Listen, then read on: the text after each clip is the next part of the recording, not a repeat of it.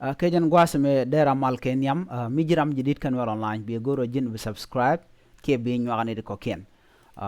ko bi ler bi ka kula mala jegi lerin kon lat ko rodien ka tong nent nas goro je jin bi subscribe ke bi nyuak kanide koken ko bi ken mandan lerod bi ken kula ngach an ler ban linga jan gwasme lere channeling tiang ne ko wer en wo te ke nas ti china mak kulen diodien ka ngoyel shike shala do shike ne diok chicken ga bar jen le dan biya linga jen gwasme an le dan chalat erege chi tok tiang ko kulen diodien ka gambela chala do rega mo wache ne diok chaga moy ka bot chala do chane diok bar ke nas tin chu ko kem keni tin cha moy ka bot ram kele dol motot ke shek ke ut ka nas tin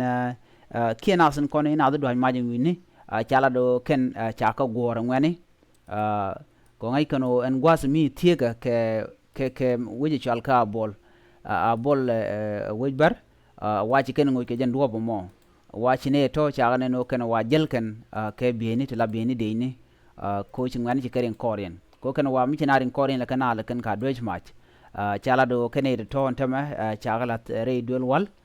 ko dong de bot ken de ga jaga jagwa kan la do mitem ro dien mi ciro de nyoko to kon ntama tin re wujen wini du no man chalat jeno chane dok chaw mu ko bot dit na mo jen le dana ci kana lat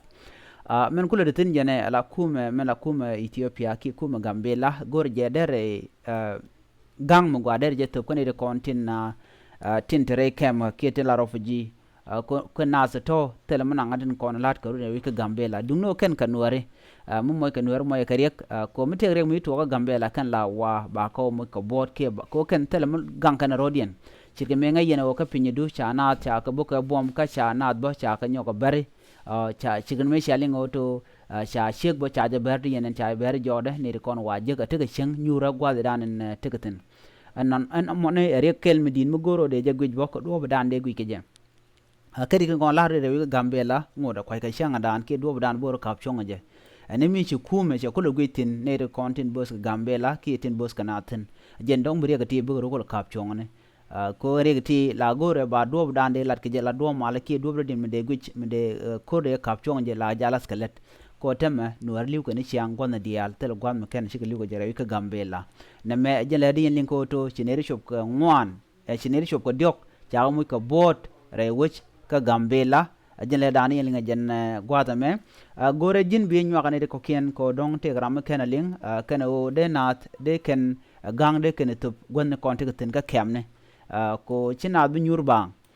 mi god ti ka rup ke gwadan te gwe ke dong de ne to de ga ben gaje gore je de ka ro gangten ko ne me dong tel cheng ba kap chonga je ko ku ko ne melet kwara mo char ke ne di o de Nuer de ka ngot ka mu ka miliu ka re ka Gambela ki ne de content ka re kemne ki gang mete de ka to bo cheng me nan to ku mete ten ko ne ti la kan ba ka war na mo kel me de yana ngaj chalat bo kan Nuer ber sabo re ka Gambela bo che togono te gane ti de benten ba o de na de kan ka benekten du no wa chigurum ke kume kede ti ba ko la kap chongde mo gang kan Nueri ka ko dong chaga benek ane den kono te dor na me kel mo dong de yen linga jan gwasame mi jiram jidit ko gor bi subscribe ki gor bi nyane ko ken be ken ler ti be ken ka chwalin ka gwada dana gor ken je de ken linga ja biya ta gamal